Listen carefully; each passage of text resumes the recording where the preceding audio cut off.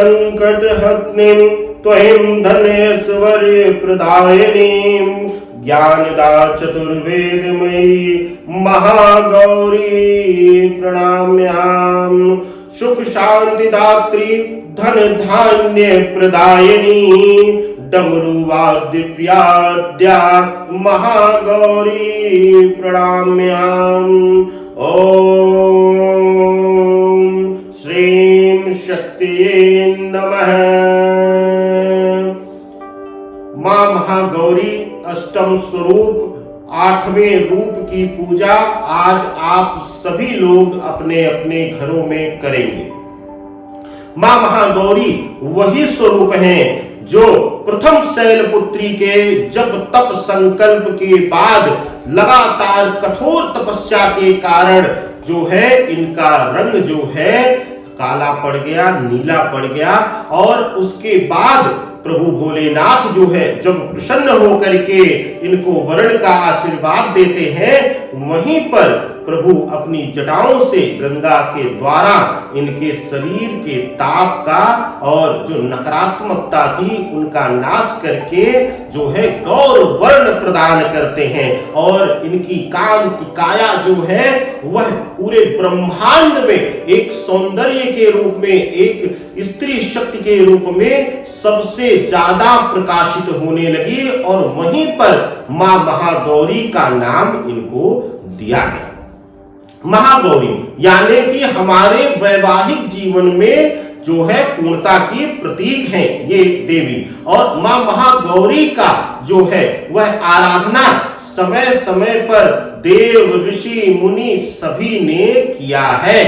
जब सीता जी के विवाह की चर्चा होने लगी, स्वयंवर की चर्चा होने लगी, तब वहां पर मां भगवती का यही स्वरूप वंदन करके मां जो है सीता जो है प्रार्थना करती हैं कि क्या करती हैं, ध्यान से सुनिएगा और हम सभी के लिए यह पूज्यपाद तुलसीदास जी द्वारा लिखी हुई पंक्तियां जो है वह दुर्गा सप्तशती के पाठ के समतुल्य फल देती हैं।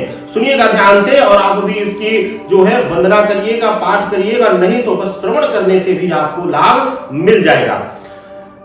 जय जय जय गिरि राज किशोरी, जय महेश मुख चंद्र चकोरी, जय गज बदन सड़ानन माता, जगत जननी दामिनी दुतिगाता, नहीं तब आदि मध्य अवसाना, अमित प्रभाव वेद नहीं जाना। यानी कि हे मां भगवती जो आपके प्रभावों का वर्णन जो है वेद भी करने में असक्षम है। हे गजबदन सड़ानन माता, हे जो है गणेश की मां सड़ानन की माता जो है आप प्रसन्न हो और मैं आपकी वंदना करती हूँ। और मां ने कहा है वहां पर मां भगवती के रूप की वंदना करते हुए वहां पर कहती है सीता जी कि देवी पूज पद कमल तुम्हारे, सुर नर मुनि सब होहि सुखारे। यानी कि हे मां भगवती समय समय पर आपके चरण पद की पूजा जो है सुर नर मुनि सभी ने किया है और उसी से सुख समृद्धि का वास उनके जीवन में हुआ है। चतुर्वेदमयी देवी हैं आप, चारों वेदों को धारण करने वाली हैं, चारों वेद आप में ही समाहित हैं, चारों वेद भी आपका व्याख्यान नहीं कर सकते हैं।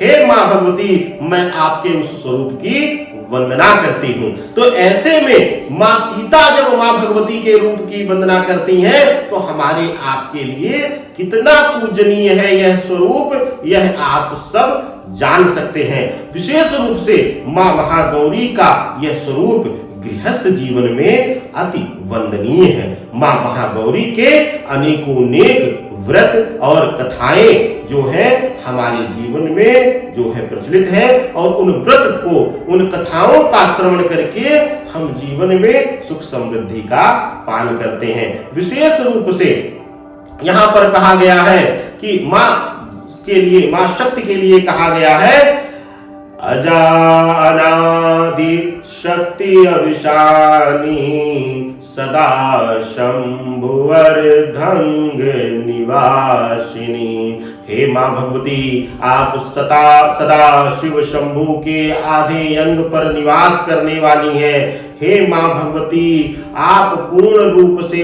इस धरा का संचालन करने वाली हैं। अर्धनारीश्वर स्वरूप को पूर्णता देने वाली हैं। नर और नारी के रूप में प्रकृति और शक्ति के रूप को पूर्णता देने वाली है। हे मां भगवती, मैं आपको प्रणाम करता हूं। तो मां भगवती का, महागौरी का स्वरूप अति वंदनीय है। मां भगवती के स्वरूप की वंदना करिए और आज विशेष रूप से केसर युक्त खीर का भोग लगाइए।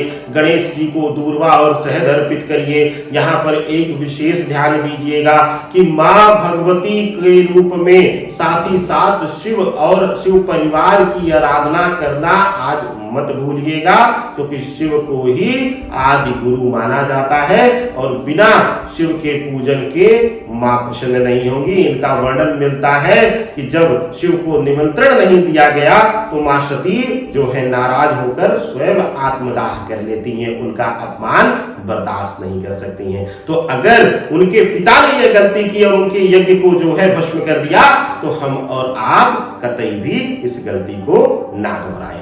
आज मां भगवती के इस अष्टम स्वरूप की वंदना और पूजा करने से आप सभी के जीवन में जो है धन धान्य सौभाग्य की वर्षात हो, यही मेरी मनोकामना है।